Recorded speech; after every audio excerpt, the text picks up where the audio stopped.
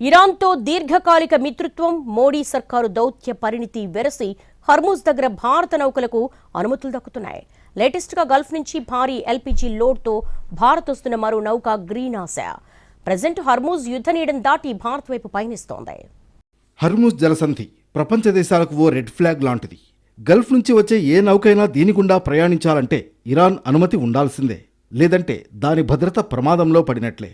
అందుకే నెల రోజుల పైనుంచి ఏ షిప్స్ కూడా హర్మూజ్ సంధి దాటి ముందుకు వెళ్లడం లేదు.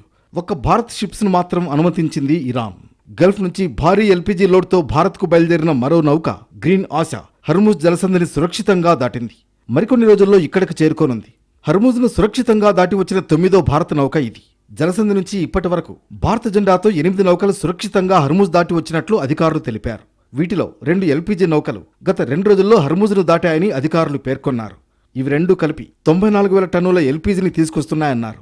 ప్రస్తుతానికి భారత జెండా కలిగిన నౌకలను స్వదేశానికి తీసుకురావడానికే ప్రాధాన్యం ఇస్తున్నామన్నారు. ఇరాన్తో ఉన్న దౌత్య సంబంధాల కారణంగా భారత్ వంటి మిత్రదేశాల నౌకలను ఇరాన్ అనుమతిస్తోంది.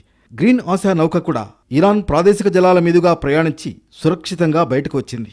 భారత్ తన ఎల్పీజీ అవసరాల్లో సుమారు 90% పశ్చిమాసియా దేశాల నుంచే దిగుమతి చేసుకుంటుంది.